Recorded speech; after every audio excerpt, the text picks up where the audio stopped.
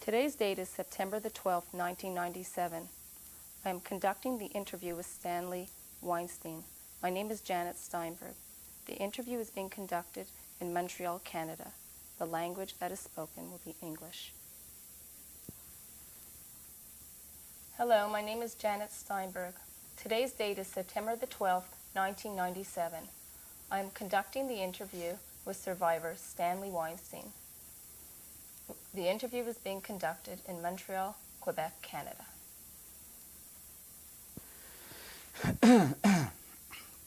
Can you please tell me your full name?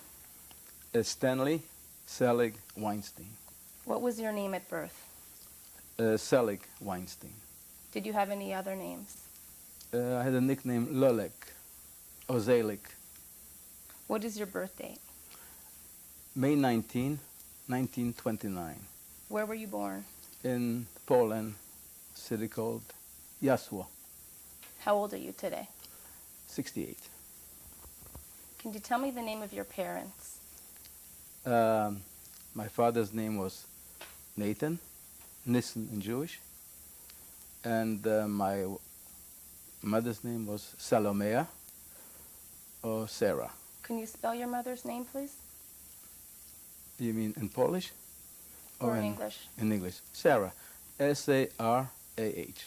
And can you spell your father's name, please? Nathan. N-A-T-H-A-N. Where was your father born? Not far from Jasło, in Krosno, Poland. When was he born? I don't know exactly. It's, I would say before 1900. 1890 something. What was your father's occupation? He was sort of a businessman. Can you elaborate on that?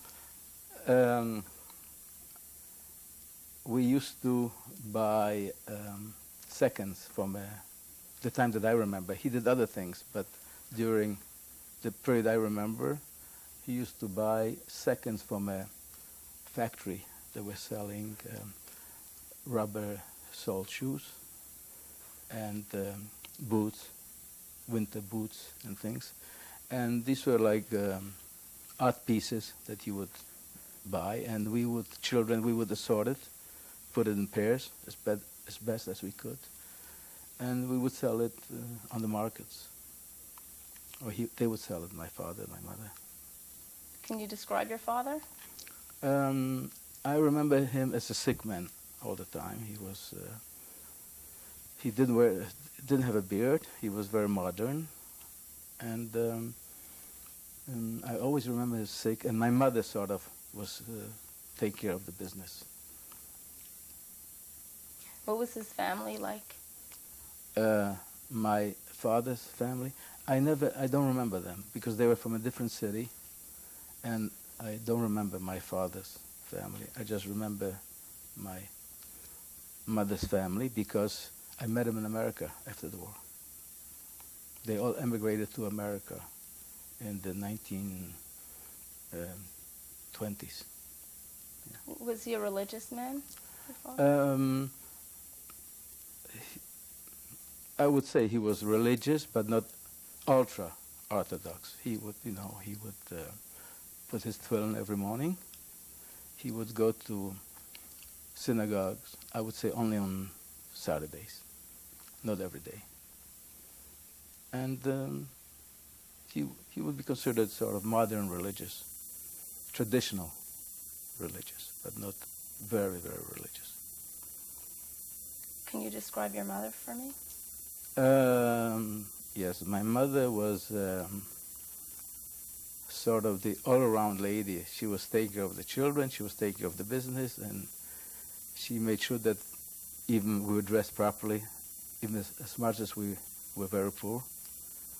Somehow she managed to find us some clothes that we looked decent. And she tried to see that we should do well in school, which I didn't do. And I remember her as a very, very special lady. Do you remember where she was born? In Jasło, yeah. My my great-grandfather came to Jasło maybe 200 years ago. my great grandparents, we were one of the first settlers, my family, of Yaswo. Yes, so we're very well known in the city, in the community. So do you remember her family?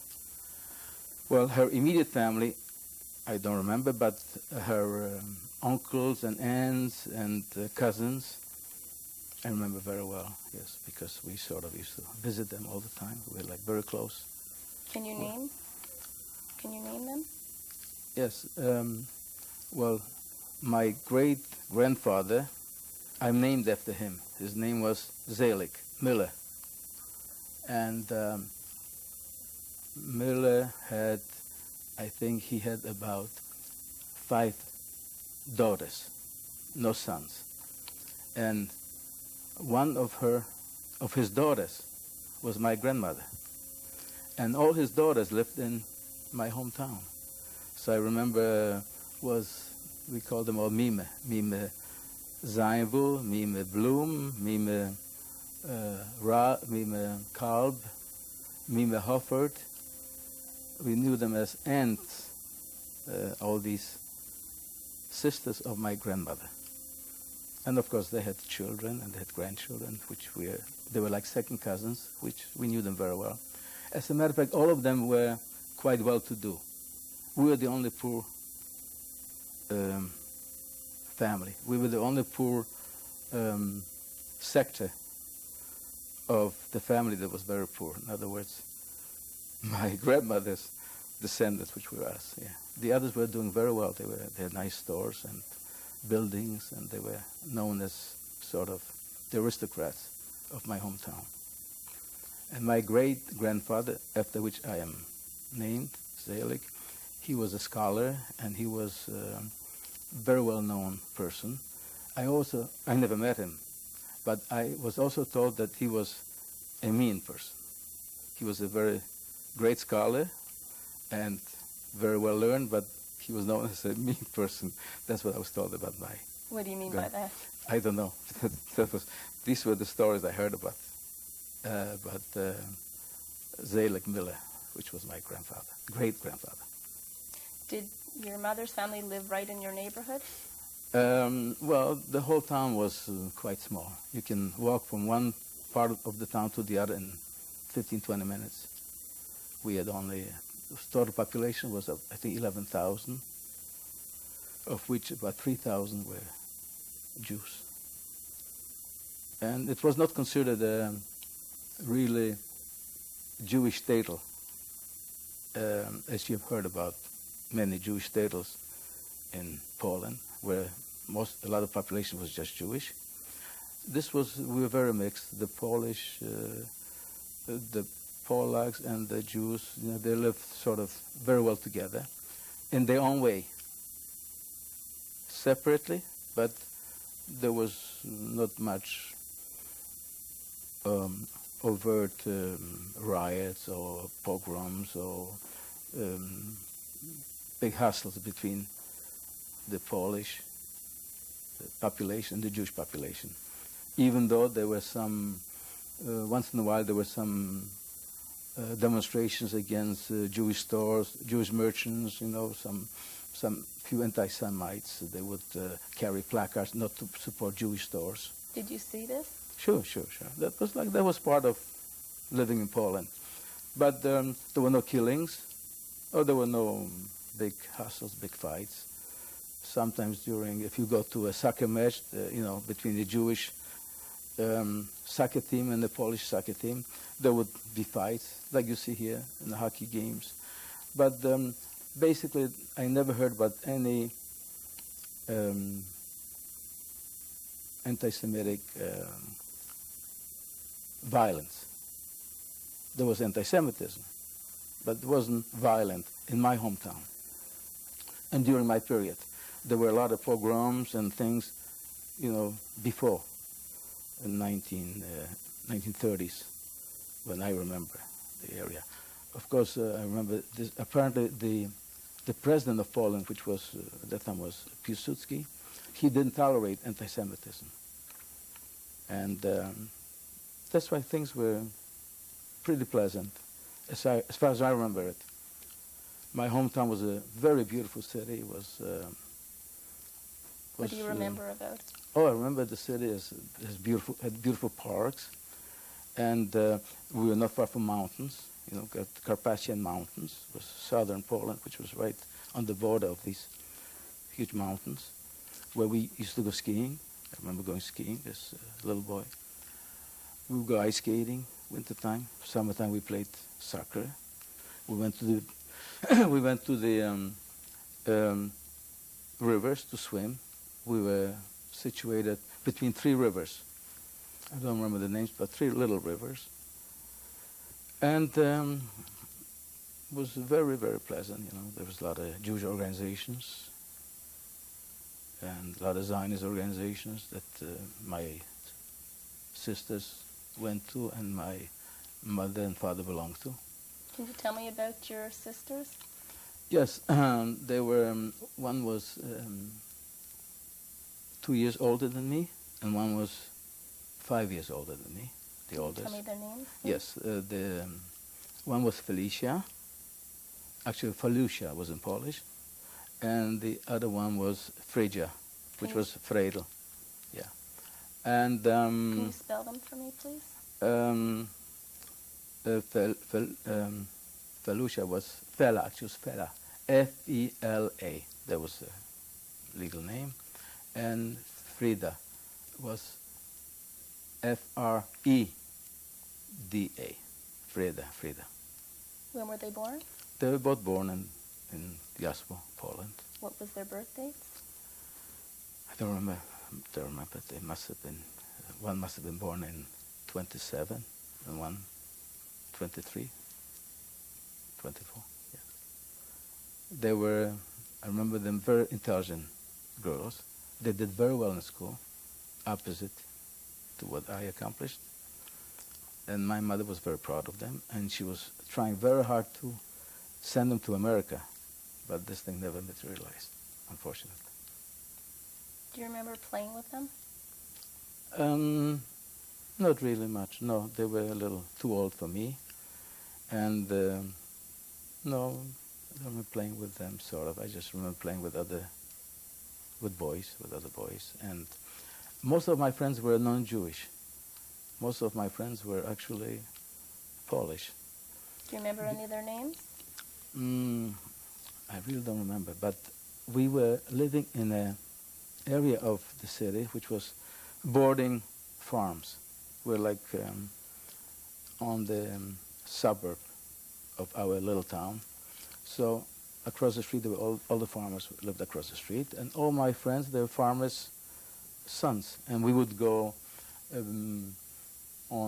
pick hay and pick potatoes. I would go and we would play in the fields, and I was very much involved with my Polish friends, and they took me to church a couple of times, and they threw the holy water on top of me, and I came home and I told it to my mother, and I got a little beating for that, and as a matter of fact, the first few years of my life, I didn't know that I was really Jewish. I found out a little later when I started going to Cheder, because it was maybe at 5 years old, I started going to Cheder, and then I found out that I was really different than from my other Polish friends. Where was the Cheder? There were a few Cheders in my hometown. One of them was not far from my residence, and we would go to school in the morning and Cheder in the afternoon. So in effect, all day we were in schools and Cheders. We were busy all day long. So, and Saturdays and Sundays we didn't go to school or to Cheder. But maybe Sunday I went to Cheder, but the school was open on Saturday. But Jewish boys didn't go to school because of their religion. What was the name of the school you went to?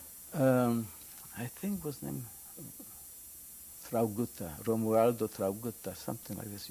Yes, I try to remember the name. Yeah, I think Romuald Traugutta. I think he was a famous Polish general.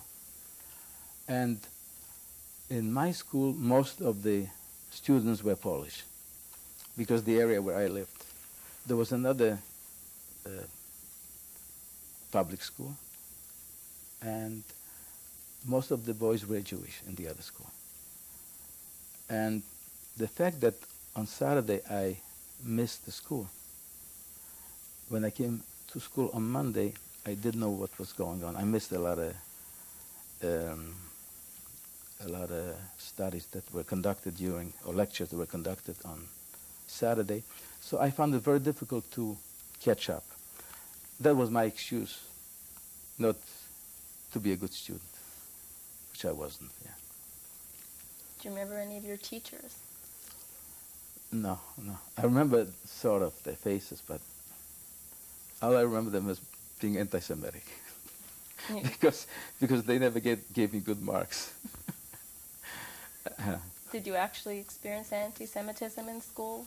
Yeah, there was once in a while, there was a little fight between Jewish boys and Catholic boys. Minor, but there was few incidents. What do you remember about anti-Semitism happened to you in school? What I remember distinctly is that once a boy came from behind me and smashed me. That was after classes. And I looked at him and said, "Why are you hitting me?" He says, "You killed my God. You killed Jesus Christ." That's what I remember. I remember when my friends took me on the boat ride, and I wasn't a swimmer, and they dropped me in the water, just to sort of give me a little scare, like to train me to be tough, like one of them. And luckily they saved me because I didn't know how to swim yet at that time. I don't remember major anti-Semitic incidents, just very minor. Were there any non-Jews living right next to you in your immediate Yes, residence? yes. All my neighbors were actually, I would say, all of my neighbors were non-Jewish. They were, because, as I mentioned to you, there was a building we lived in, and across the street were all farmers. So my neighbors were all the farmers. In my building, there was another Jewish family. Do you remember the name of the Jewish? Yes, Engelhardt. And Can the you reason I spell that, remember it, please? yes, Engelhardt,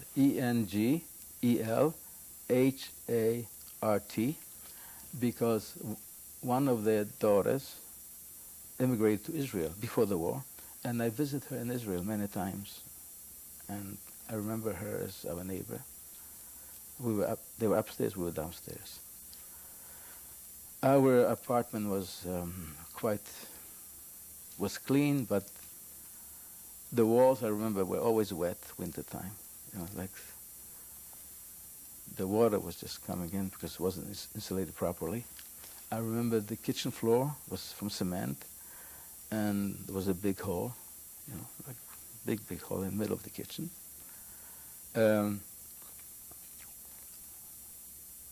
We slept in the kitchen in one bed, myself and my two sisters, the three of us, and my parents had like a bedroom.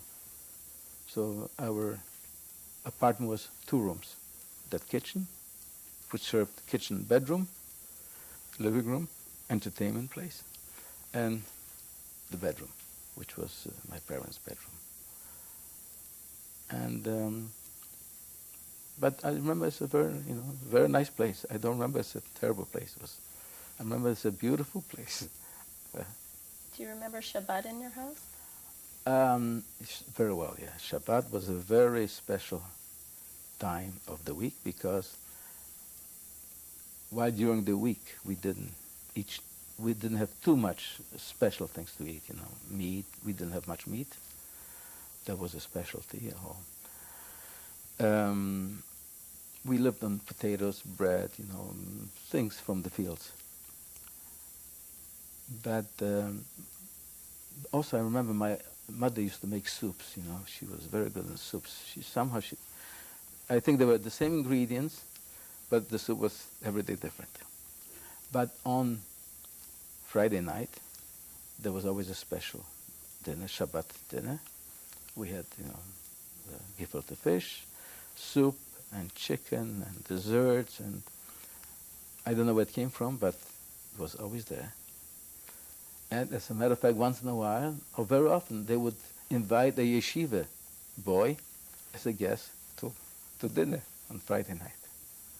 So, and the same thing Saturday. Saturday was nice. After we went to synagogue, which we went every Saturday, we came to synagogue. There was this table was set, white tablecloths. And chulin, if you remember what chulin is. Can you tell me what that is? That's since you were not allowed to cook on Saturday. People would prepare everything. On Friday, they would put it in a big casserole, meat, potatoes, beans, and they would bring it to the bakery place. And the baker would put it in the stove, which would stop like in the middle of the night, and next morning you picked it up from that bakery, and it was cooked hot meal on Saturday, even though you were not allowed to cook, but you had this hot meal. People nowadays still have it as a specialty. I'm surprised you don't know what chulin is. It's after you eat it now. I tried it about a couple of years ago, and I couldn't breathe for 3 days. It's very heavy food. And so Saturdays were very pleasant, yeah, very pleasant. So that was the situation in my hometown. Do you remember the synagogue in Yazla? Yes, we had the most beautiful synagogue in Yazla. I remember it very well. It was a very famous synagogue. Huge, big building. Do you remember the name? It was Yazlo Synagogue. And we were, actually my father inherited the seat from my grandfather, which immigrated to America. So we had like a very good seat, sort of like very close to the bima. And I remember it as a very beautiful synagogue. And a beautiful playground outside, which was great, you know. We used to, I didn't pray so much, but I played a lot outside the synagogue. It was built on like a sort of a big cliff overlooking the whole city. And I remember the synagogue very well. I always remember it. And I remember even the cantor that we had it. I remember his name was Zuckerman. Can you spell that, please? Yeah, I think it was Z or C. Ukerman. He was like very famous, or quite famous cantor. And he was also, on the sideline, he was shoichet. I don't know how you say it, shoichet. And he used to, kill chickens in the kosher way. Jews have to kill a chicken in a special way. So he was doing that as part of his job. Was he the only one, or were there other people who... I just remember him. I don't know if there were other people. What language did you speak at your house? My parents to each other spoke Yiddish and German, but we spoke only Polish. I didn't know any Yiddish. I understood a few words, but I spoke very little Yiddish till I went to camps during the war. And with my friends, even with my Jewish friends, we only communicated in Polish. We never spoke Yiddish. And other places in Poland, people spoke only Yiddish. And when I met some Jews in camps during the war, and they didn't speak Polish, I couldn't understand. I couldn't believe it. They didn't speak Yiddish because they came from Shtetl, and there was no need for them to speak Polish. They just spoke Yiddish. But in my town, everybody spoke Polish. We were known, this area of Poland, Galicia, was known as sort of a intelligentsia area, you know. The people were more modern, they were more educated, they were going to schools longer than in other area of Poland. And they were very much more assimilated with the Polish citizens than in the other areas of Poland. Do you remember any of your favorite sports or activities? Yes, my favorite activity was actually, some of them was, no, the only activity was soccer. We didn't have real football, we didn't have real ball. We would, you know, take some socks and roll it up, and we would play with it, soccer. Wintertime, I had ice skates, but the skis I had to improvise, sort of, you know. I sort of made it from barrels, old barrels. We tied it up and we had skis. Until 39. 39, I got my first pair of skis, real skis. And skiing was like more necessity than anything else. Even I went to school sometimes on skis because, you know, there was a big storm and it was very convenient to go to school by skis, yeah, which wasn't far away.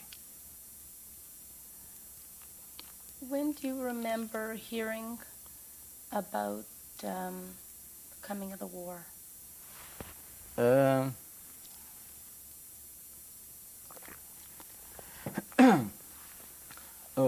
Well, I didn't hear about coming of the war. I just was told that school was supposed to start on September the 1st. About a week prior, we were told that there will be no school September the 1st. They will postpone the school, that was the best news I've heard. Who told you this? I guess my parents. They must have been told. And I was told there'll be no school September the 1st. And on September the 1st,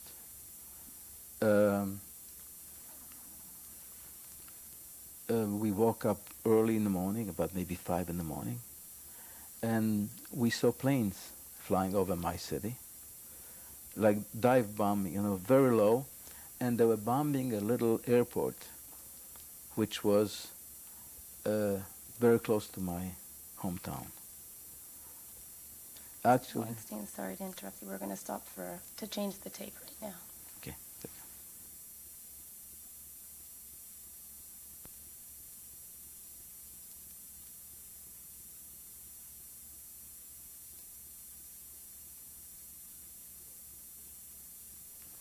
And what happened next?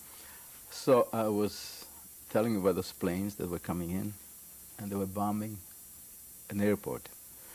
It was a little airport, military airport. I think they had 2 or 3 planes over there. And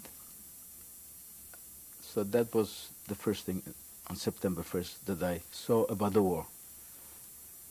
That's the only action that I saw, the bombing of the airport. And the next day, we saw planes, again planes came over our heads, and they were bombing a refinery. There was an oil refinery near our city. And we ran to basements. There was like an apartment building next to our little house. And we ran to that building in the basement to hide, you know, from the bombs. That lasted maybe 5 minutes.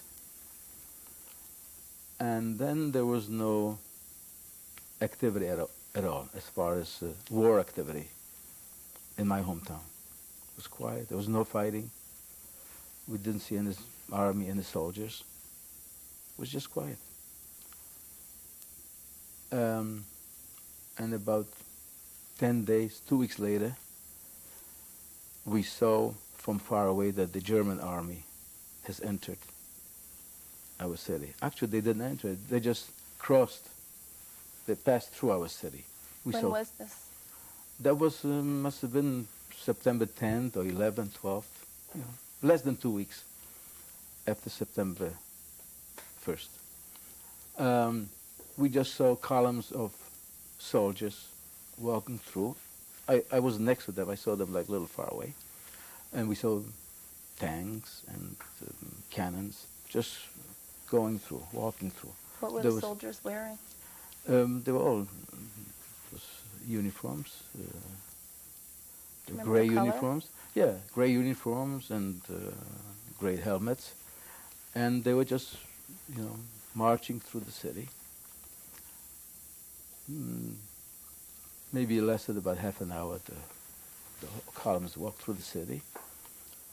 And that's all the activity that we saw as far as war activity front was concerned. And then it was quiet, and about 2 or 3 days later, we would see soldiers, German soldiers, walking, you know, through our neighborhood, and they were talking to people and saying hello and asking questions. And as a matter of fact, once I was playing outside, and 2 German soldiers passed by in a car, and they're looking for bread, bakery, broad. They say to me, broad, you know. So I said, yeah, I know, there's a bakery.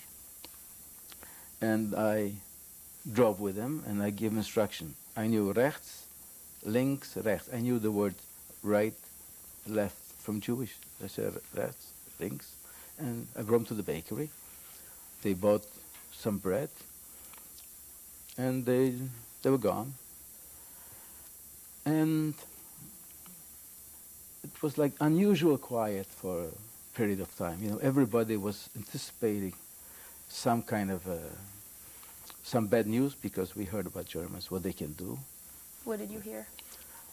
We heard about all the Kristallnacht, you know, what they did in Germany, how they were punishing Jews, how they were beating up Jews, how they were breaking up the windows in the stores. We heard Hitler on the radio. We didn't have a radio, but my neighbor had a radio. We would go there sometimes and listen how he was yelling out and talking what he's going to kill all the Jews. So we knew that we were not invaded by our friends, that we were going to be punished.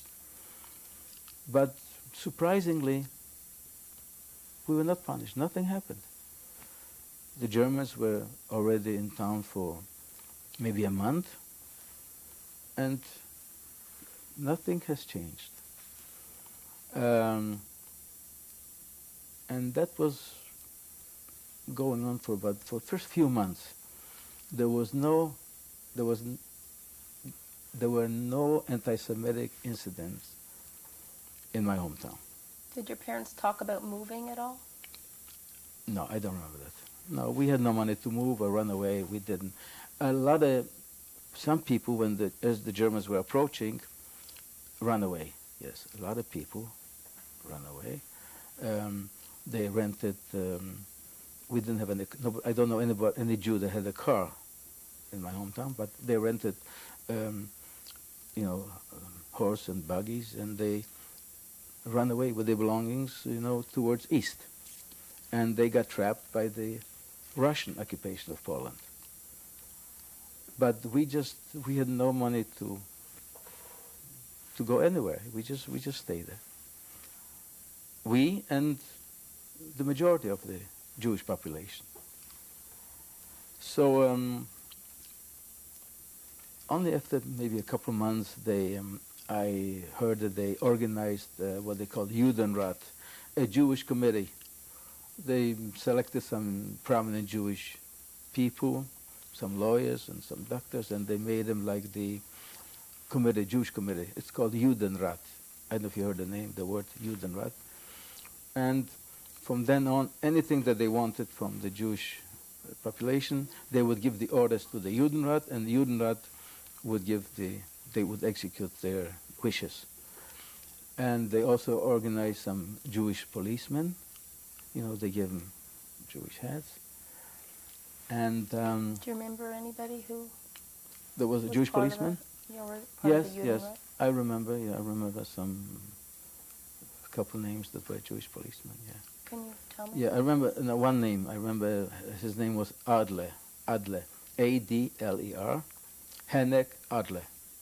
He was a university student. He was like I remember him. He was a friend with my oldest sister, and I was a friend with his younger brother. I used to play soccer with his younger brother, and he was one of the policemen.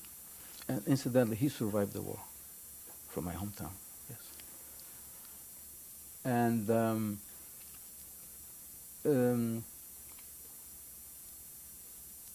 also, during that period of time, I think they asked the Jewish population to wear armbands, yellow Star of David.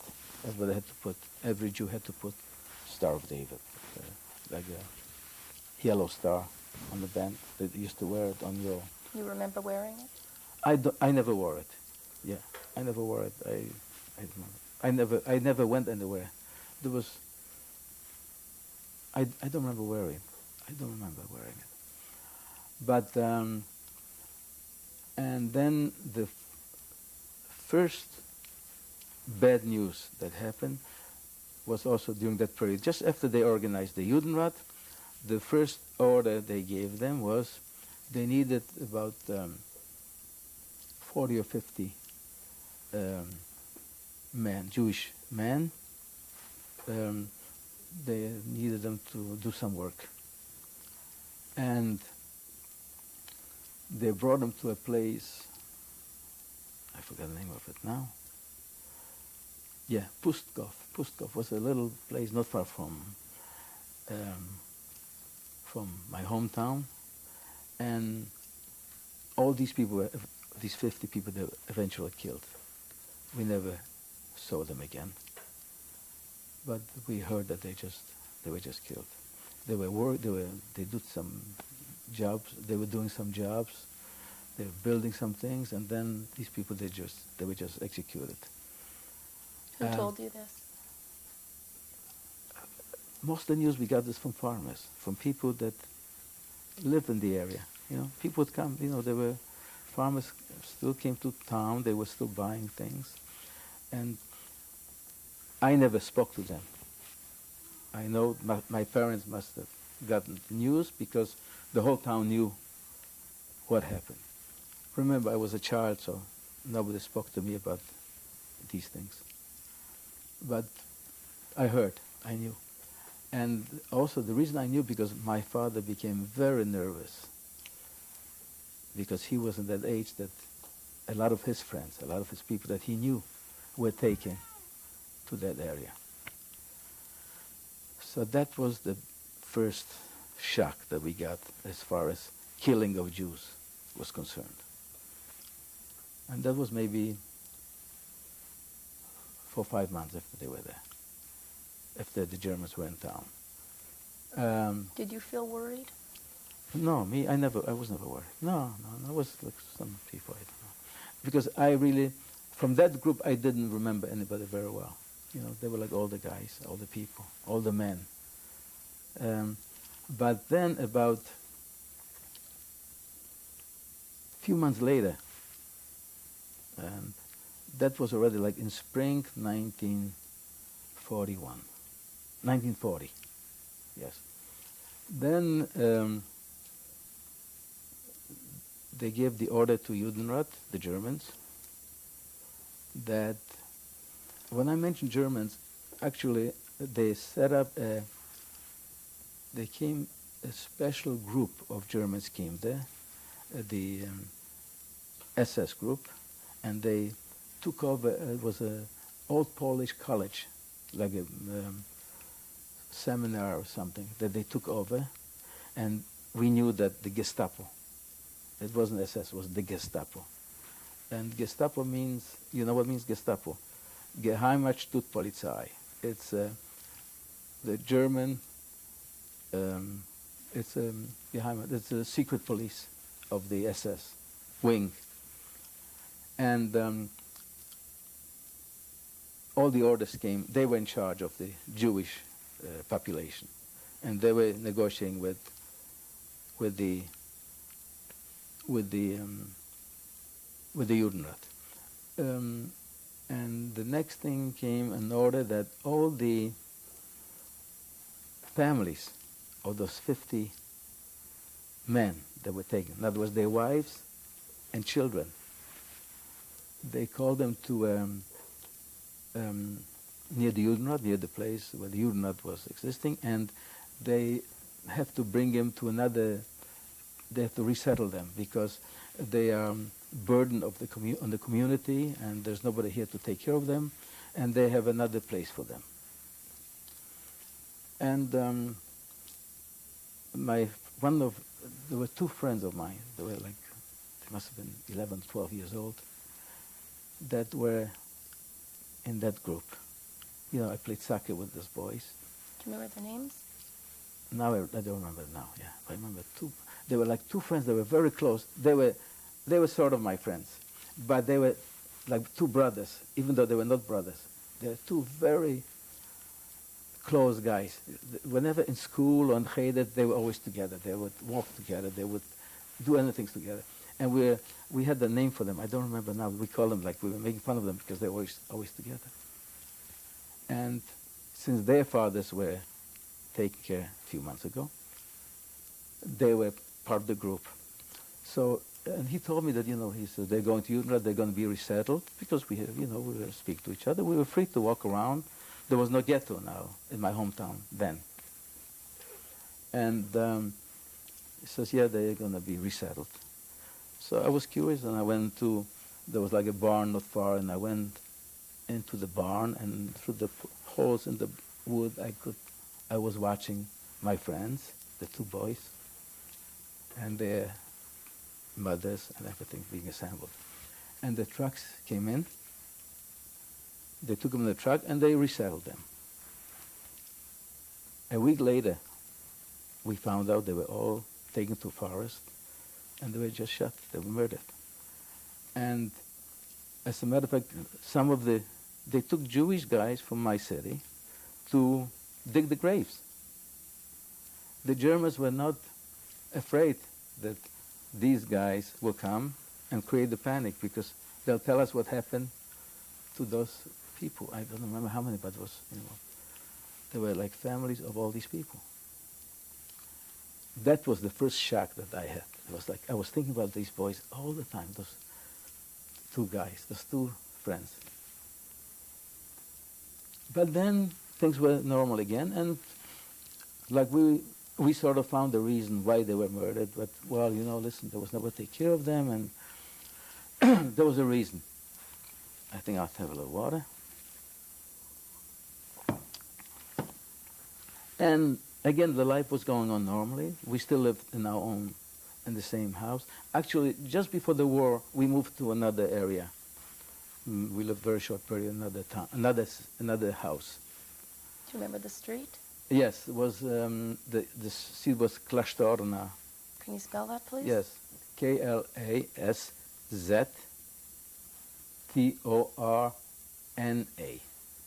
8. The number was 8. Klasztorna 8. The reason was called Klasztorna because Klasztor in Polish is a cloister, and on top of that hill was a cloister. And I'll tell you later about that cloister. So now we are back in back in town, and we're doing some business. The Polish people now, we're not allowed to travel to marketplaces, because before the war we would go with those shoes that the seconds and the rubbers that we would collect. We would go from town to town to selling them on different markets, selling them to farmers. But now we are not allowed to travel from town to town, but the farmers would come to our apartment, to our house, and we would sell them those things, and it wasn't illegal. You were allowed to do business, you were allowed to do everything. That big, beautiful synagogue I was talking about was burned down, but also a few few months after the Germans were in town. Did you see that? Sure. We saw it. It was not far from my town. We saw it burning. And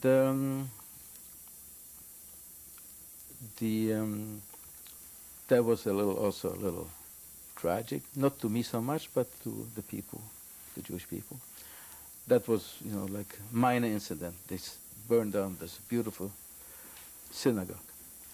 And otherwise, everybody was doing business. And as a matter of fact, since we lived not far from farmers, my mother would get some eggs from farmers. She found out that the German soldiers, they like fresh eggs. So she would send me with a dozen of eggs to go to an area where the German soldiers were living. And I would bring them the eggs, and they would give me sardines or different canned goods, which we couldn't get in Poland. And I was doing it for maybe a few months. And was quite after the massacre of those people, which maybe 100 people, women and children, was quiet, and everything was going on quite normal. Also, by that time, which was about a year after the Germans went down, we got the order that they're going to create a sort of a ghetto in my hometown. And they created a ghetto. And the ghetto wasn't enclosed ghetto. They didn't put walls around it or fences. They just designated some streets that the Jews were allowed to live on. What time of year was this? That had to be in sometimes in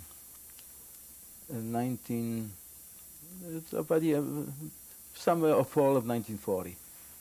Yeah, 1940, about a year after the Germans were there. And so now we left our place, and we're giving sort of like a big room that was divided in two. We divided by furniture, and we lived in half of that big room, and another family lived on the other half of the room. And the dividing wall was the furniture. We divided the furniture, divided the two families. We lived in that one big room, which was part of the ghetto. What was the name of the family? This I don't remember. I don't remember the name of the family. Do you remember how many people? Yes. I remember. And as a matter of fact, he was the chief of the Jewish police in Jaslo. Yeah. It was him and his wife and a daughter. So they lived in half of the room. We lived in the other half of the room. And again, things were quiet. We didn't find it such a terrible thing. I didn't find it such a terrible thing. Maybe my parents found it a very unpleasant thing too, because they couldn't bring all the furniture in, But I remember this place as adequate and was okay. And during that period,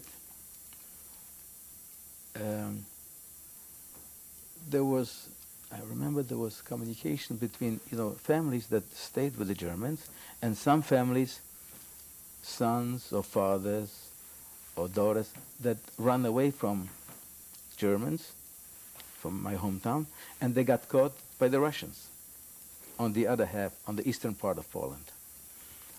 And there was a lot of, the Russians were catching a lot of them, and they accused them of being anti-communist, and they were sending them to Siberia. And there were some problems on the other side of the division of Poland. So while here, even though there were a couple massacres already, the parent would write to their son, you know, things are very quiet now.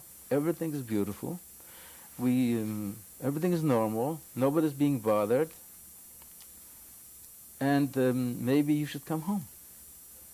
And they spoke to Judenrat, and the Judenrat mentioned to them, yes, they spoke to the Germans, and anybody that wishes to come back from the Russian occupied zone, if they, if they can get out, because you have to smuggle back in. Because there was a border between the German army and the Russian army in the middle of Poland. If they can come back, they're very welcome. They can come back and join their families. So in fact, about 35 or 40 young men, I don't remember the girls, just young men that came back from the Russian-occupied Poland back to my hometown. And I met a few of them, and one of them was a father of a very good friend of mine. His name I remember, his name was Segal. Segal was Polish name, S-E-G-A-L. He must have been maybe 40, 38, 40. He was a young man that came back to join his family, and my mother and we went to visit them. And he was so happy to be back with the family.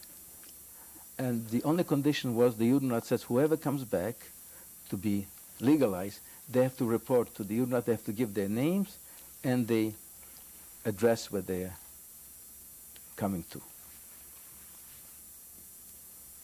So, but these 35, 40 people came back. And you see, you have to realize that there were already 2 massacres. You know, I just mentioned to you, they killed those 50 young men, and then they killed about 100 people, you know, this mothers and children, the Germans. Yet, since there was no massacre for the last 60 or 90 days, the word went to the other people, you can come back, it's quiet.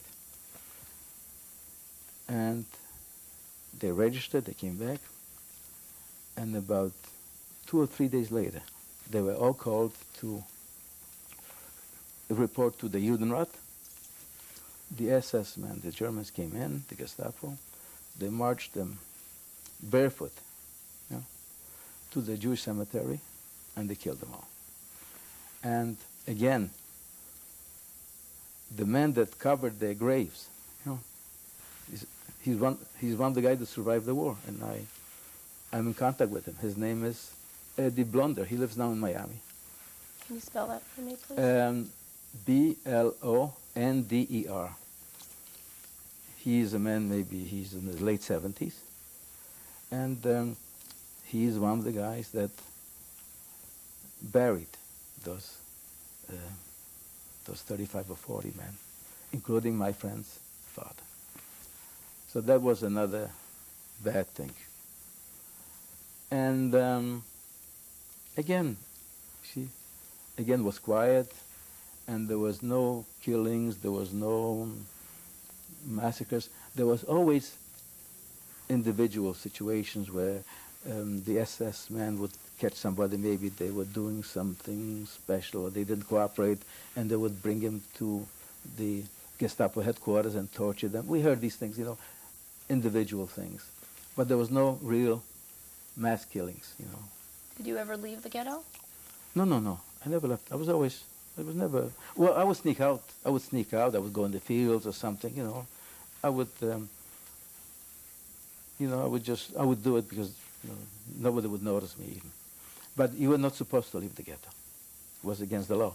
But that's why when you asked me if I wore a yellow band, so even if I did, maybe I just put it in my pocket and sneaked out. I don't remember wearing a yellow band, but I must have. I don't remember. Did you go to school in the ghetto? But now also in the ghetto, they organized a Jewish school. The Jewish committee, Judenrat, they realized it was already a year that there were no schools. So in 1940, when we went to this ghetto, they also organized they took one of the cheder that I went to, and they made it into a school. And boys and girls went there, and they were teaching us mathematics, or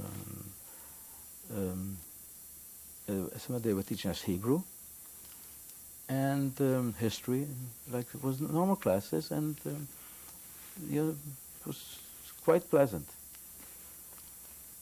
And so then, I don't remember what happened. Yeah, he wants you. I should continue? Oh, I see. Okay. I know what happened if they took some other Jews, if they sent them out of town, because all of a sudden they made it smaller, the ghetto. But I don't remember what happened to a part of the population that disappeared from the ghetto, because now they decided they don't need such a big ghetto, and they made it smaller. Do you remember what time of year this was? Yes, this sure, exactly. That was already 1941, like a year later. 41, they decided that they don't need. Maybe the ghetto was like 10 streets. They decided they're going to make only 5 streets. That will be the ghetto. And again, we moved to the area, and again there were no fence. There was no fence or wall. I don't remember any wall or fence. And we were not guarded. There were no guards around it. We just knew that we had to stay in this area. That's a Jewish area. That's a Jewish ghetto. And now we moved to another place that used to be, I think, some kind of a school before the war. And again we got a room, and that room was divided, I think, with 4 families that moved to that area. What was that like? It wasn't bad. And you see, everything was planned. They wanted the Jews should be more compacted. They should be tighter. They should be easier to surround. They should be easier to take away finally. That was all a master plan. The orders came from somebody that had planned every city, every area of Poland, how they're going to come to the final solution. And so happens that that new ghetto surrounded the marketplace where the final assembly took place, where the final liquidation took place in the ghetto. We're going to have to stop Thank you. to change the tape. Okay.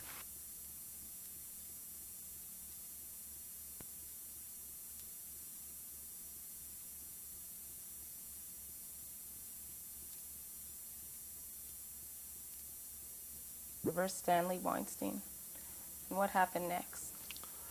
So, as I mentioned to you, they made our ghetto smaller. And we moved to this new area. And we were, I think, 4 families occupying one large room. And it was, I remember it being quite comfortable. And we're still going to the Jewish school every day. And things were pretty quiet. Did you celebrate holidays, Jewish holidays? I don't remember.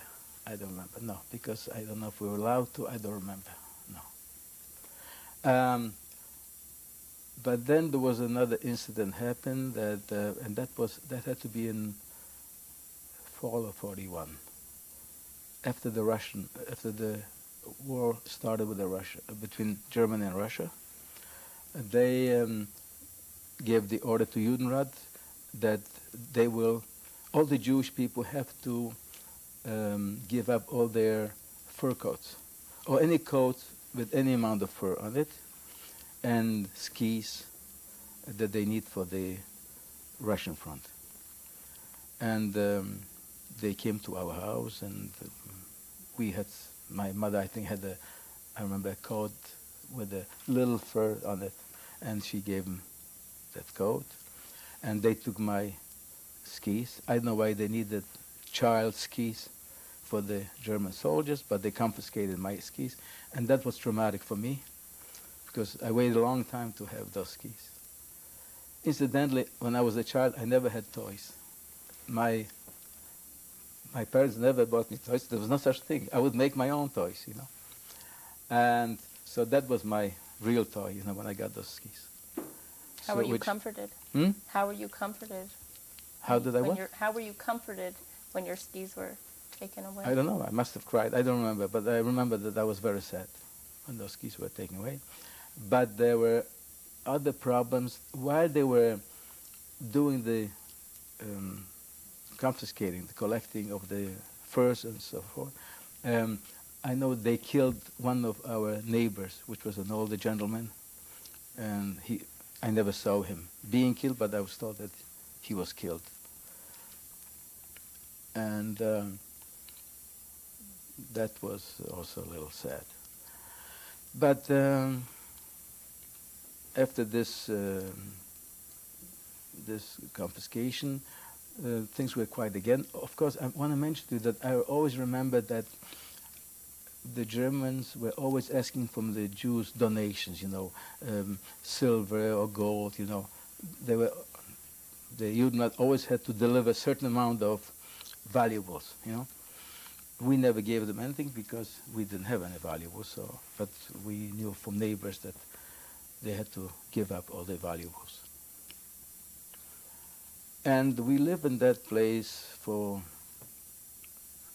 less than a year. The only thing I remember of that place distinctly, that in the spring of '42, somehow I planted a tomato plant, one tomato plant. And I was watching this tomato grow, and in August was just ready, that plant, the tomatoes were just ready to be picked. And I never stayed there to collect the tomatoes. Yeah.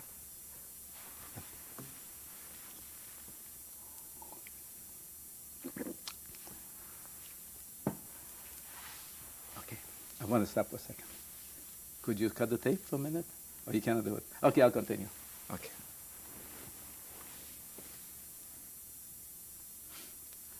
Anyway, so I know I get sad about tomato. So now in August '42, we were awakened around 4 or 5 in the morning, very early in the morning, and we there were a few Germans that came in, but mostly Lithuanian guards. Lithuanian guards were always, Lithuanian people were cooperating with the Germans during the war. And as a matter of fact, most of the camps where I was in Poland, the guards were Lithuanians. And they are, we heard yelling noises outside, that we have to get up and take some belongings, and we have to go outside. Did you see them? Whom? The Lithuanian guards? Sure. They were right in front of our house. And I walked out and they were right there. What color were their uniforms? They were black uniforms. The Germans were always wearing gray uniforms, and the Lithuanians were wearing black uniforms. And everybody was yelling, "Oh, come out, out, out." And we came out from this place, the whole family, few belongings that my parents picked up because they gave us like 5 minutes to get ready. We were not told a day earlier that there will be this evacuation next day. We knew about some surrounding towns it happened, but you know, in that period people were living on hope. It happened over there, but maybe they'll forget about us. But in August, that morning they came and they asked us all to come outside. And my father was very nervous. My mother she was cool, you know, she was a special lady.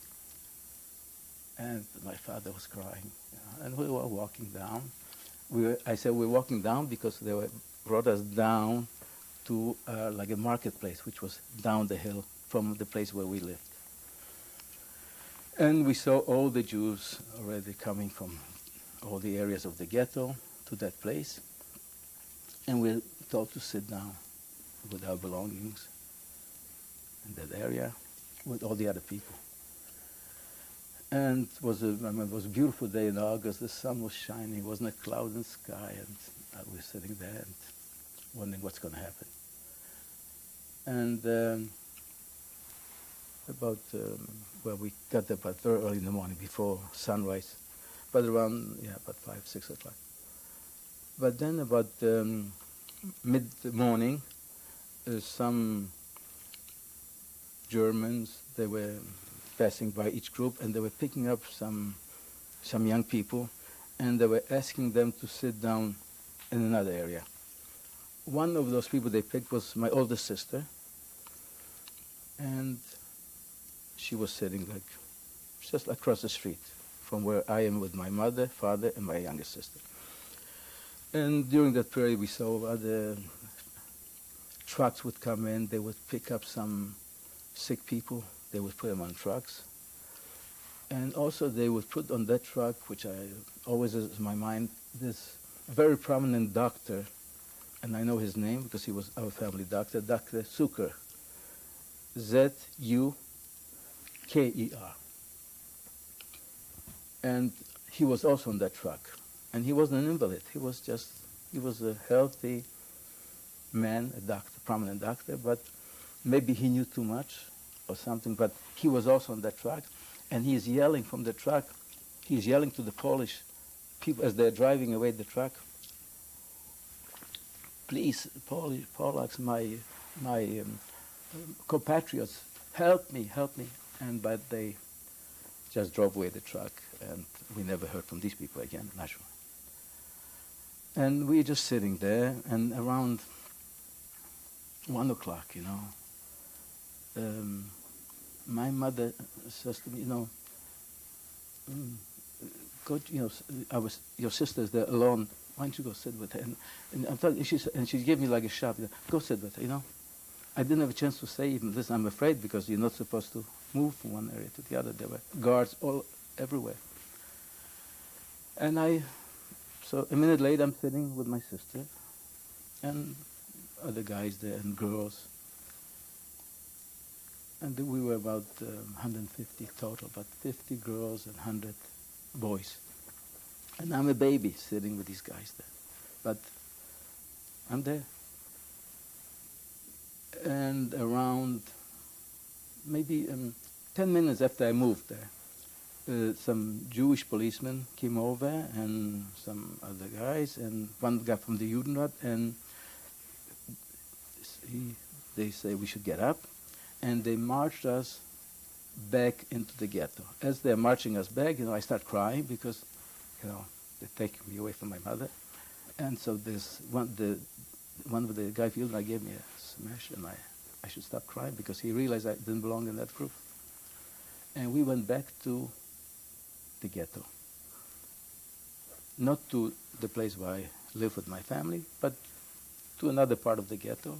They gave us like a few houses, and they said, you live in that place. They assigned everybody to an apartment, to a little house. And our job was to assort all the clothing that was left by the population of this town, which we did for about 5 or 6 weeks. And 5, 6 weeks later, we were told to, again to assemble. As a matter, they brought us to the place where that synagogue used to stand, on that bare place. And I went there with my sister and all the other people. And they split up the men, the boys on one side, and the girls on the other side. And then they marched us out of there, And again, I said bye to my sister, and they marched us to the train station. Where were your parents at that point? Oh, the parents, what happened to my parents, which I found out later, they were brought up to the cloister. You remember, I was living on the cloister street. On top of that street was a cloister. And since there was no train available, they were brought up to that cloister. And also I found out later, over there, all the Judenrat, all the people that were Judenrat, they killed them all right there, behind the cloister. But the rest of the population, they kept them there overnight, one night or 2 nights, and then they brought them to the train station. And I understand from sources that they brought them to Belzec. Okay. That was 6 weeks prior. Now, 6 weeks later, we are being taken to the train station, and by that time, a lot of people know about Belzec. And we were packed into the. Plus they brought some other people from, other young men and girls from another town, from another area, because they did the same job in another area. There was a surrounding area that was also cleaning up their ghetto, because other people came from another area which I didn't know, and they all loaded us up in the cattle trains. What was that like? You know, it's hard to believe that how many people they can put into one cattle train. I saw the cattle train. I went to see the Holocaust Museum in Washington, and they have a cattle train, and it's so little. And I remember over 100 people they put in that one cattle train. You would look at it and you would say, how many people you can fit into a cattle train? You would say, well, 20 the most. So they just packed us in, you know, packed. And they were squeezing and pushing. And when they closed the doors, we couldn't move our head. We were so tight. But then when the train started to move, we loosened up, and we were able to just move around pretty good. And now there was a whole commotion that was going on the train when the train started to move, because, as I mentioned to you, a lot of people already knew about Belzec. What did they know? They knew something that I didn't know. I'm just telling you, I didn't know. But they knew, because the discussion was, one guy said, the minute because it was already like getting dark, let's break up, because they were made from wood, those cattle cars, not from metal, like now. They were made from wood. Let's break some boards and jump out. And there was another group that said, listen, let's not do anything, because let's not do anything crazy, because people will be missing. Whenever we arrive, they're going to kill everybody, because we'll be all responsible. But then another guy came with a proposition that, why don't we wait? Listen, you guys wait. See what happens, because we are coming to a certain turn.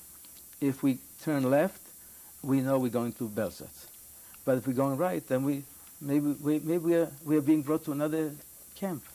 So let's just be calm. And nobody broke the doors.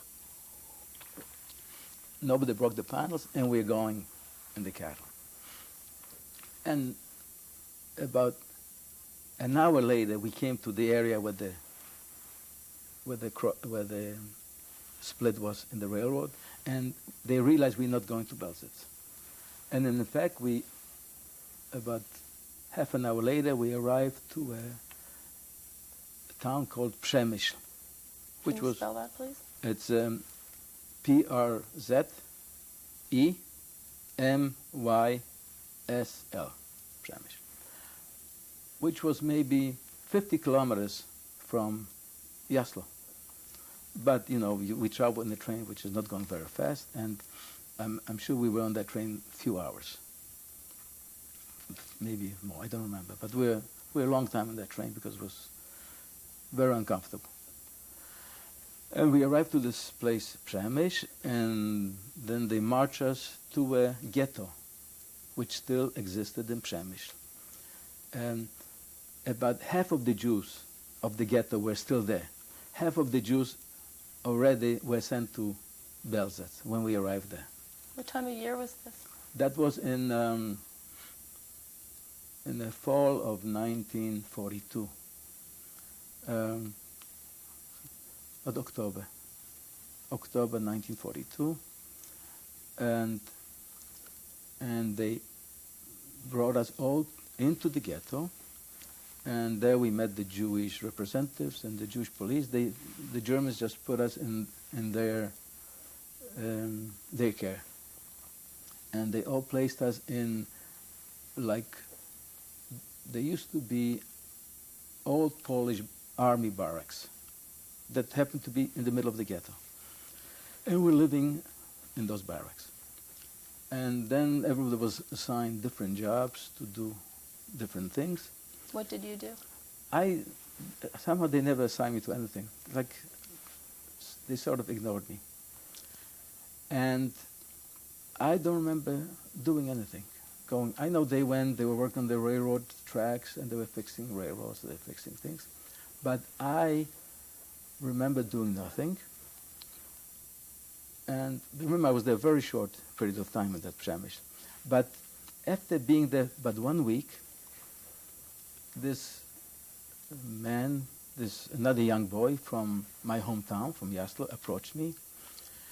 And he says to me he would like me to do him a favor. He left a lot of money with a Polish person in Jaslo.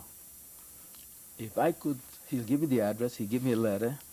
If I could go to that person and bring him the money, he'll give me a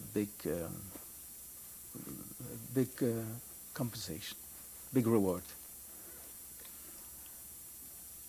And I thought it was a great opportunity to have a free, he was going to pay me for my train ticket. And at that time I was already 12 years old, but I was never I think I was once on a train in my life, on a real train. And to me it sounded exciting to just go on a train.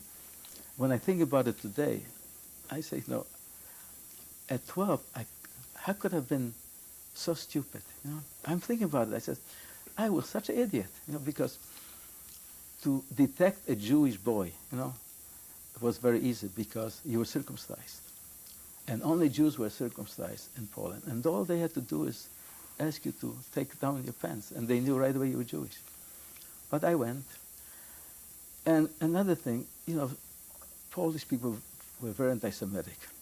And Polish people were not anxious to give back to a Jew their money or their property. And there I go to a strange person to ask him for money that the Jew left with him. But I went. How did you get your ticket? Oh, it was easy. He gave me the money. I went to the railroad station. I bought a ticket. I got on the train. That was nothing. I was nothing. Nobody bothered me. Nobody asked me a question. And like I mentioned, by regular railroad, the place was maybe 30 minutes from my hometown. And I came that night, and I found the place, the address, and because I knew it was my city, which was very small, and I knocked at night on the Polak's door, and believe it or not, he received me very well. He let me sleep there, and he gave me the money. Do you remember his name? I don't remember his name, and I don't remember how much money, because I didn't even look at it. He gave me an envelope, and I was dumb enough to count it to see how much I'm entitled to. Today I would see how much I'm bringing, and accordingly I'm entitled to a certain portion. But I was glad that he gave me the money. I was glad that he let me sleep over in that house. And the next day I took the train back, and I brought the man the money, and he gave me a lot of money as a reward. That I was rich. I could do anything. I could buy anything, because in the ghetto, if you had money, you can buy things, because people used to smuggle things in and out. And now I am first, I have money. Number two, now everybody knows that I can do messages. And I'm getting all kinds of propositions to go back and to speak to different people. And I went a few times on different messages. I don't remember all the details, but once I came to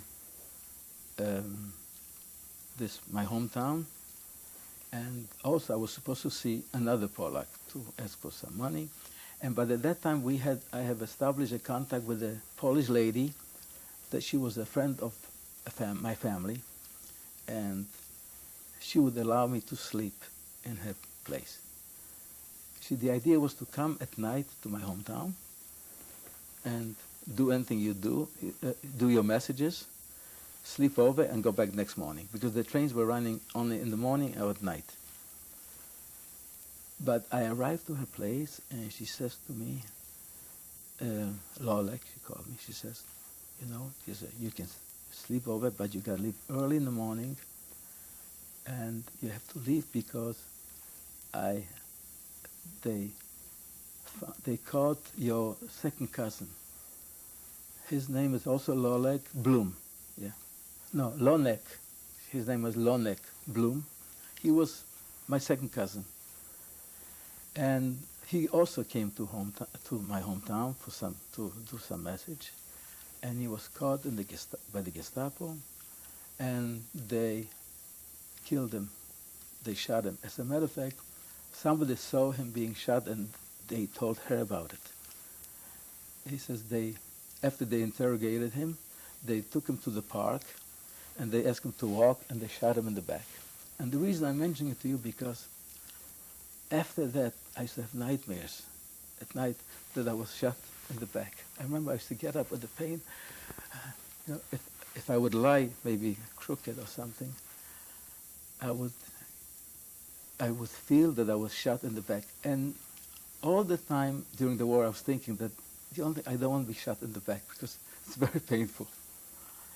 But she told me, listen, there's chances are he was interrogated, your cousin, and he may squeal on me, and they'll be watching us. You have to get out early in the morning. And I was there with another two boys that we came together. Also from two guys from Przemyśl, two other Jewish boys. Do you remember the who three you of were us. with? Yes, I remember. I remember one person's name. His name is Samek Berger, and I'll tell you later what happened to him in a minute. And another guy, I don't remember the other guy's name. We were friends, but that was a long time ago. Can you spell his name, please? Berger, B-E-R-G-R. Berger, yes. He was a very good friend of mine, and he had his father. He was like, we knew him very well because his father had a store, the candy store. So he was my favorite friend because he always had candies. And when she told us this, we got up very early, and we decided not to go back to the train station in Jaslo because in case they'll be watching us. So we started walking to another town, which was maybe 10 kilometers. What town was that? Yes, I remember. That was the same town where it was Modarówka. That was an adjoining town. That was name was, believe it or not, I remember Modarówka, because the airport was also, that they bombed the Germans the first day of the war, was in that place, Modarówka. So we, early in the morning, about 8, 9 o'clock in the morning, we leave the residence of this lady, this Polish lady, and we are walking out of town, and we are walking around the river front. There were, as I mentioned to you, we have 3 rivers. And we had to go around the river in order to reach the bridge, railroad bridge, and then we would cross over the railroad bridge to get to that station. As we're walking along the river front, we see about 4 or 5 Polish guys playing cards Sunday morning, I suppose before the church, they're playing cards. And they notice us, they recognize us, because they were like our age from school. Hey, Židy, Jews, And there was a reward, if you caught a Jew, you would get a pound of sugar or salt or things like this. So they were trying to catch us. And they were chasing us. And I run into the river, and I start swimming across, and the other guy, the other fellow, runs into the river. But the third fellow, Samvik Berger, when he runs into the river, jumps into the river, they jump into the river with their Sunday clothes. That's why I mentioned it was Sunday, because with the Sunday church clothing, they're going into the river to catch the Jew. And they caught him, and they brought him back. I found out after the war, because he survived. They brought to the Germans, they tortured him. But then they needed somebody in the camp, and they brought him to another camp, and he survived the war. And he lives now in Israel after the war. He still lives in Israel. And then what happened? Okay, now we made our way back to the train station, and we went back to Przemyśl, back to the original ghetto. And now I decided I'm not going back anymore to my hometown. I'm finished with being a runner because it's too dangerous, because now I have my nightmares getting shot in the back, and I'm not looking forward to it. But about 2 weeks later, these 3 guys approached me, also from my hometown. They were 3 tough guys, like they wanted to survive, and they say to me, "Listen, Lolek, this place has no future. We're going to be liquidated here any day. We have made contact with the Polish underground, and we can join the underground. The only problem is we have to buy our own arms. Otherwise, they don't take us." We spoke to this man that happens to be my Hebrew teacher from that school that I was going to. What was his name? His name was Schiller. Schiller or Schild? Schiller.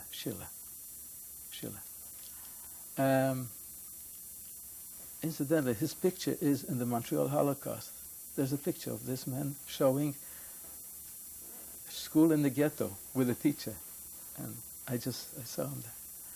And apparently he buried a bar of gold in that Jewish school. There used to be Cheder on the attic. And they had discussion. If they can recover that bar of gold, they can sell it, buy arms, and join the underground. We're going to have to stop for a break now.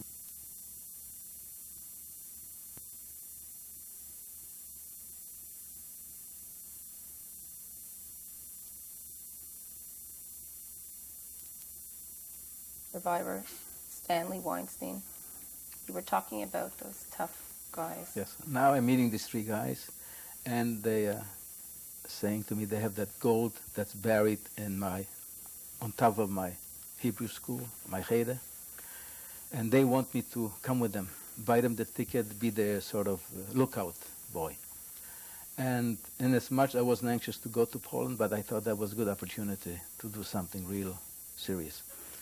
And we went back to my hometown. How did you get back? Again on the train. I bought the tickets for them, and they wouldn't go on the station. I had to do it, and then they got on the train, and we got there, and we found the place. The Cheder was locked, but they knew how to break the lock, and we went up to the attic. And the problem was, the plan was to find the gold right away and leave, but we couldn't find the gold because it was buried in a different area. So it took us too long to find the gold. So we're stuck. We couldn't catch the train anymore. So we had to wait till the following evening. So we thought we'll stay there. But as it happens, they were using this Cheder as a warehouse. The Germans were using it as a warehouse. And in the morning they came there. They were working. They came with some workers, with the Polish men, to take out some merchandise from it. and they saw the lock was broken. So the Germans sent up the Polacks to investigate. Those guys, these tough guys, they grabbed these two Polacks, with the knives, against their throats, and they managed to guide them one throat down and through the back door, and we escaped. We were chased with the gold. We had the gold. We were chased by the Germans for a while. But we were in the fields and they were like on the roads, and they tried to shoot at us, but we were too far away. They couldn't get into the fields. They were on motorcycles. We were running the whole day, and we came into the forest at night, and we made our way back with the gold, back to Przemyśl. Unfortunately, a few days later, they told me that somebody squealed on them, and the Germans or the Jewish police confiscated the gold, and I don't know what happened to the gold. I was out of the picture. And now, about 2-3 weeks later, again I was approached by another fellow, and he says to me that he used to be a policeman in another town, and he said that he found out that they're going to liquidate this ghetto any day. And one of the boys has a brother-in-law in the place Lubachov, and he wants me, I should again go with them and buy them the tickets and leave the town, leave Przemyśl. We left the same day, immediately. We left it, and we arrived to Lubachov. How did you get there? Again by train. And we arrived to Lubachov. It's myself, this fellow, and 2 other guys. And we came to this place. That was like a Jewish shtetl, and was not touched. It was never changed. There was no ghetto really, because the whole town was a ghetto. Only Jews who lived in the whole town, in Lubachov. Were there guards? There were no guards. There was nothing. And again, see, the reason I realized they didn't worry about this Lubachov, because Lubachov was very close to Belzec. So they sort of left it for the end, the Germans. Anyway, we lived there, and the only inconvenience was that the people knew they may be liquidated. They were sort of worried, and we would sleep in bunker, outside. And that was winter time. That was already like November of 1942. There was snow on the ground, but at night we would go, and we would all go outside. They dug up a bunker, and we sleep in the bunker most of the time. What were you wearing at this time? Clothing. I had winter clothing, and but it was not comfortable. It was still, it was outside, and the place wasn't heated. It was pretty cold. And while I'm in Lubachov, I want to tell you, these people send me on different messages. My host, he had a sister in Lvov, another town, and he asked me to deliver some to a sister. And while I was going in one of those messages, I stopped over in the town away, Ravaruska. And the reason I'm mentioning to you that stop, because Ravaruska was actually next door to Belzec. And I walked into the ghetto there. I was curious to find out what happened to my family. Since it was so, and we knew about Belzec, since he was so close to Belzec, I thought maybe somebody escaped, maybe somebody is there. And I met there a girl that was on the same train as my sister. And she jumped off the train near Ravaruska. And she told me I was with your sister. And I said, I begged her to jump with me, but she was afraid to. She jumped, and she was so happy that she survived. But see, she jumped off the train, but you know where she went? To a ghetto. And about 2 weeks after I saw her, they liquidated that ghetto, and since a lot of people were hiding in bunkers, everything, they burned up the whole ghetto. And I happened to be in the area when they burned up that ghetto. What did you see? I saw the ghetto burning. I saw Germans around and shooting in the air and shooting, and I saw Polish people standing with me and laughing. You know, nobody was crying. Yeah. And that was the end of the Ravaruska ghetto. Now I go back to Lubachov, and now they heard about what happened to Ravaruska because I told them. Now they're real nervous. And now one of my fellows, the one that suggested we should come to Lubachov, he says to me, you know, this place is next. He says, we shouldn't stay here. He has brother-in-law and a nephew that is in the concentration camp in Plaszów, near Krakow. He says he would like to go to that camp and join his brother-in-law and his nephew. And in fact,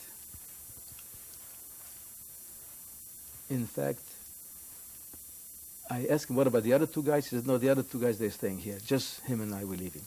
And we took a train, and we went to Plaszów. And we smuggled into that Plaszów concentration camp. And When we arrived. was this? Pardon me? What time of year was this? That was in January 1943. And we arrived to the camp, and the way we smuggled into it actually was we saw people, Jews, marching back from work detail into the camp. We just joined the group and walked in unnoticed. And so we were sleeping over in that camp, but the next morning when I got up, there was nobody in the barrack, my barrack. There was a barrack that was holding about maybe 150, 200 people. And so I get up about 9 o'clock in the morning, and I was dirty, and I was tired, and I was pretty filthy. So I went outside, I took a bucket of snow, and I put it on the stove to melt the snow, and I undressed halfway, and I was washing myself. While I was doing it, the chief, the German SS chief of the camp walks in, and there was another man that was reporting that he is in charge of the barrack. And this man was always carrying a machine gun with him, you know, and any slightest infraction, he would shoot you on the spot, you know. He didn't ask for an explanation. And I saw already that I'm getting it. And he actually took out his gun, you know, but he's pointing it not at me, but pointing at this guy. He says, because he sees two people in this barrack, and only one person is supposed to be watching the barrack. You know, a person who will clean the barrack, watch the fire to go on. And so this man reports that he's in charge of the barrack, but the commandant is asking him, what is this kid doing here? He says, I don't know him. I don't know where he comes from. Again, he didn't ask me, where are you coming from, sir? Boy, where are you from? Didn't ask me one word. He just speak to this man, listen. He is in charge. The little boy is in charge of the barrack, you know. You know, whatever he used on him, I don't remember. You better be at work starting, you know, tomorrow morning. If I catch you again, you know, you're gone. And I became in charge of the barrack. And I had very good over there in that place, because being in charge of the barrack, you know, you have a lot of benefits. First of all, you don't have to go outside and work, and then you get extra food, and everything was great. What was the sleeping conditions? Oh, the sleeping conditions were like everybody else's. You know, there were 4 bunks, you know, one top of the other, just actual boards, some straw on it. The only bad part was the bed bugs, you know. They used to, at night, they used to fall in your mouth. And when you close your mouth, they were bloodsuckers. The blood would just go into your mouth. That was pretty bad. And the other thing was, and that was a working camp, you know, there was occasional killing for small infractions. But in fact, the major catastrophe that occurred in that camp was like maybe I was there that summer of 43. Typhoid epidemic spread, and we were about maybe 2,000 or 3,000 in that camp. Half of the people died, and a lot of them that didn't die had a lot of different after effects of the typhoid. You know, where they had boils that didn't heal. A lot of people would get hiccups, and they died from hiccups. Did you get sick? Yeah, sure. Do you remember any particular I remember time? very well. What I remember that I was like almost unconscious, but every day I saw a different person. You know, they were taking away from my. They brought me to an infirmary, and every day people were disappearing. On my right was a different guy, on my left different guy.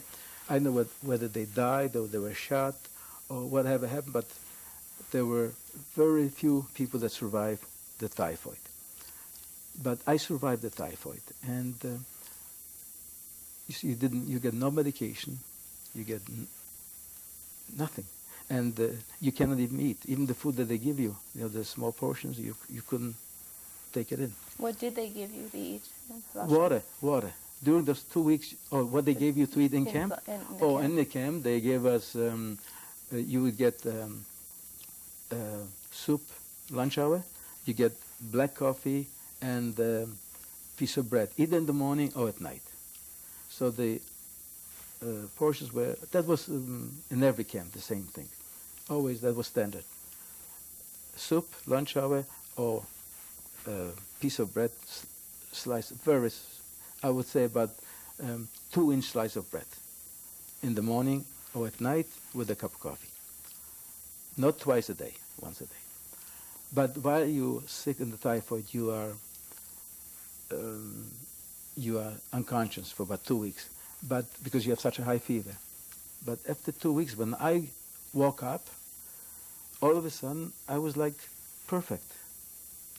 I had no fever. I was perfect. The only thing is, when I tried to get out of bed, I couldn't.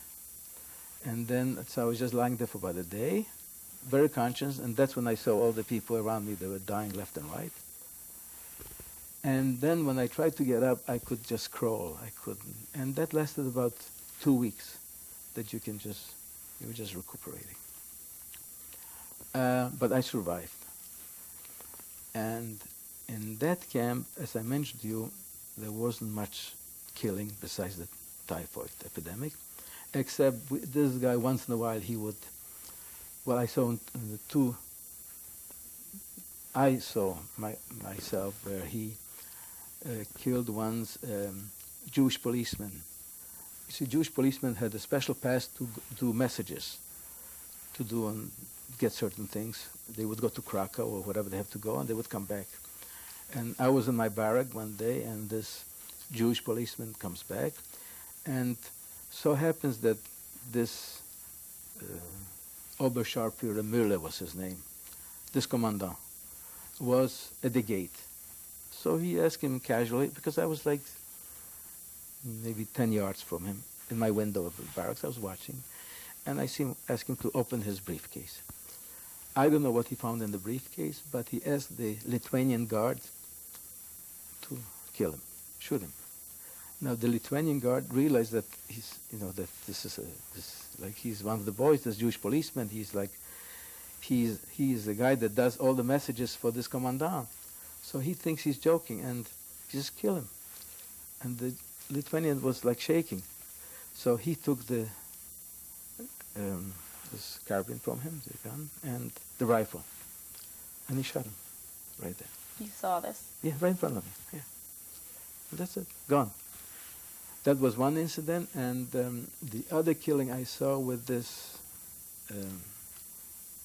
SS man is when there was we had the electrician in the camp that was taking care of all electrical problems, and somehow there was a fire that was in the barrack that started, a little fire, and we all went there to stop the fire in 10 minutes. There was no damage, nothing. But the fire was already gone, and this commandant arrives again with always with his gun, with his rifle,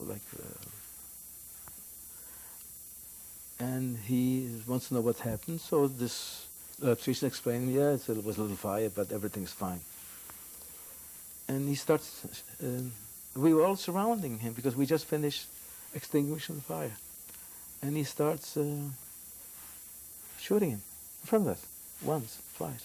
You know, this guy was full of bullets, and he's still begging him to let him go, but he didn't stop till the man is dead. But the same commandant, to show you how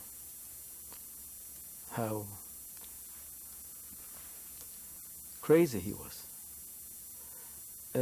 Once there was escaped arranged. He must have known about it, this commandant, because all the guards knew about it. There was a young boy and a girl that planned, a very rich boy from Krakow, and he was working in the office, and he was like a big shot. He must have been about 19, and the girl was about 16 or 17. And they arranged to escape. And he walked out through the gate, through the back gate, and then she walked out through the back gate, and the guard let her go out. But apparently one of the Lithuanian guards on the tower, a little further away, wasn't aware what was going on. Oh, he wasn't paid off, and he shot her. And they brought her back, her body, they brought her back into camp, and she's lying on the ground. And I remember because that... Did you see her? Not only I saw, but the picture is in my mind forever. Because she was beautiful blonde girl, about 16 years old, and I remember she was wearing a blue sweater, light powder blue sweater, and what was amazing that, you know, like you think somebody shot, you see wounds, all you saw was a little red dot, you know, like in her chest. And she was lying there like she's sleeping. And this commandant comes over and he is asking what happened, so they tell him, listen, apparently she was trying to escape and she was shot. He says, it's his fault. Where is he? Did they catch him? You know, but he was gone, the boyfriend. And he starts crying. You know, he kneeled on her, near her body. He starts kissing her body. You know, kneeling, puts her hand on her body. The flower of my camp is dead. This man that will kill anybody. He was affected by this particular girl. So that was this case. But that camp was also liquidated in this camp in Plaszow. Was liquidated in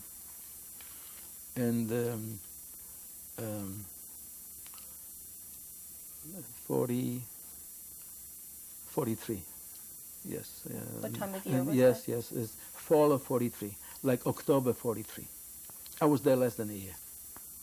And then what happened? And then again they brought us to the main camp, which was Plaszow on Jerozolimska, which was where Goethe, you heard about this from the Schindler's movie, this commandant that was like across the street on the hill. So they walked us to this man's camp. And I understand there was a selection over there because the train tracks were in that camp, in the main camp. And there was a selection there, and they selected people, and they killed a lot of people. I don't remember anything about being there. I don't remember anything about the selection. I just don't remember. And I speak to people now which survived, which were with me there, next to me.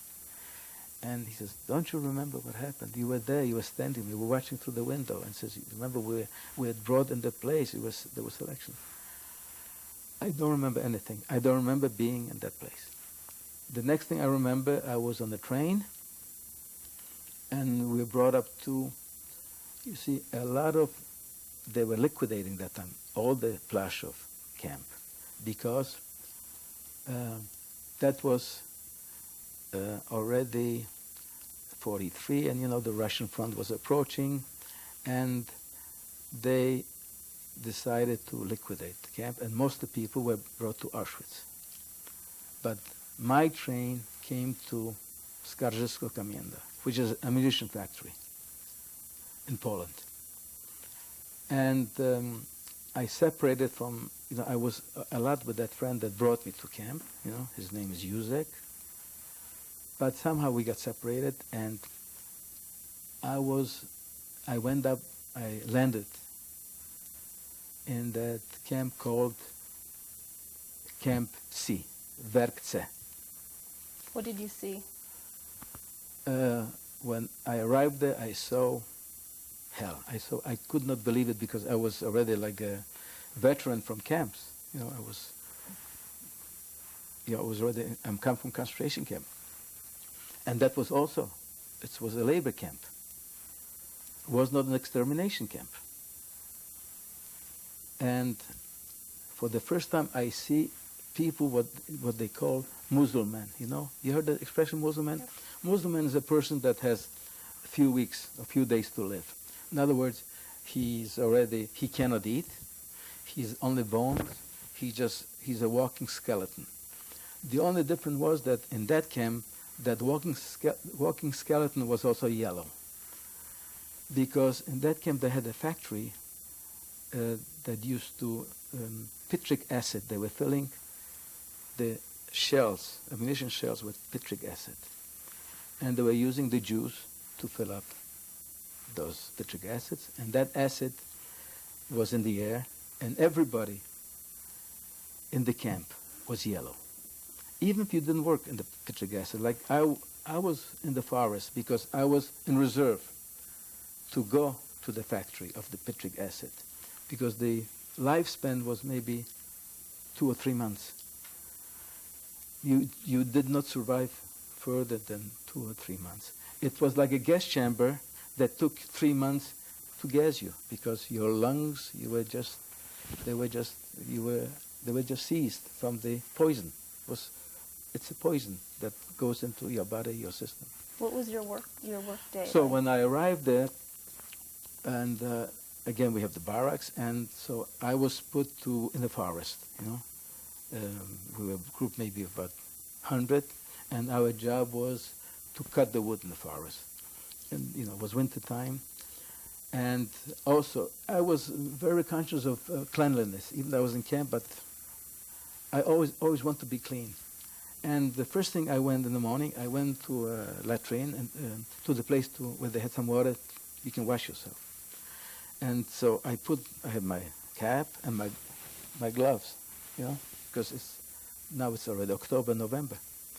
And I put it in the back of me. And as I'm washing myself, and then I want to get my gloves and my hat, it's gone. So now I'm sent to a forest, winter time, to cut wood, but I have no gloves, I have no hat. So I had a shawl, like scarf. So I put it on my head and I put it on my hands, and somehow I was able to work, and I was cutting the wood, I was sorting the wood. And I was there a very short period of time. How many hours did you work a day? Oh, it was always 8 to 8, always 8 hours, or 7 to 7. It was 12-hour shift. Every camp that we worked with was always 12-hour shifts. In the forest, I don't know if we were working at night. I don't know because it was winter time. Maybe it was too dark to work, after 7 o'clock. I don't remember. But we worked there, and I used to pass by, and I used to see the citric factory, the acid factory, and I used to see the yellow people. And the commandant of that camp, maybe you know about it, was a Jewish lady, and she was a real, I hate to say it, she was a Jewish tough lady, and she used to beat up people too. She was a real tough lady. What was her name? I forgot. Yeah, I forgot her name. Yeah, I heard about it lately, but I forgot her name. Yeah, and she was like a man. She was wearing uniform, the Polish policeman's hat, and whenever you saw her, you would just stay away. But it's hard to describe what the people looked like and what this camp looked like. That was unbelievable.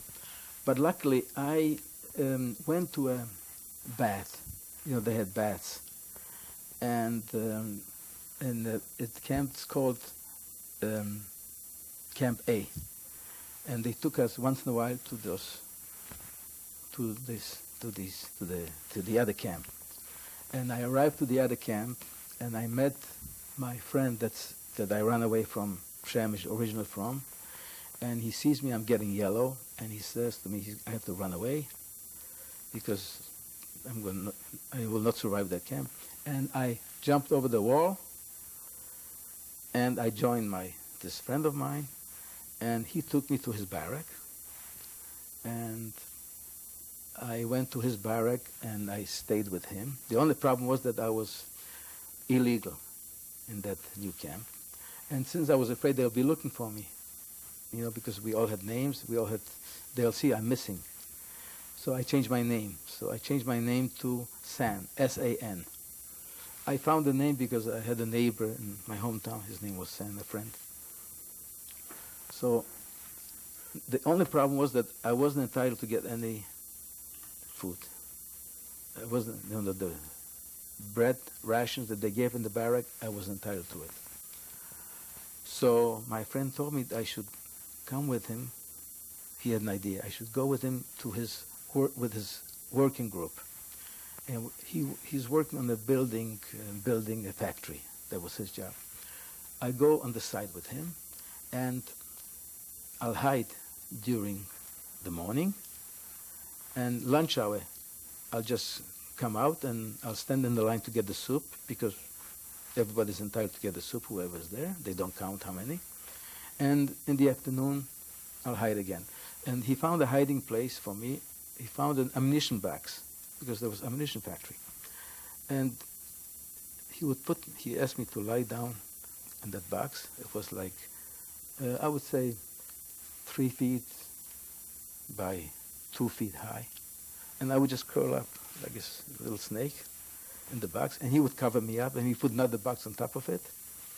And I was lying there from like 7 in the morning till 12 in that box. 12?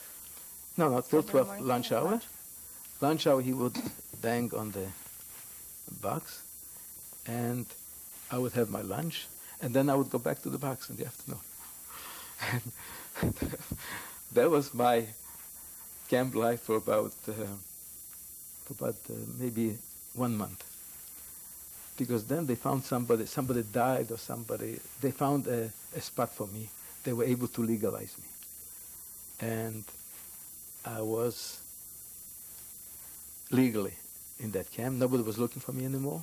His name was San, but I was a regular citizen of that camp. Okay, we're going to stop to change the tape now. Okay, again, another thing.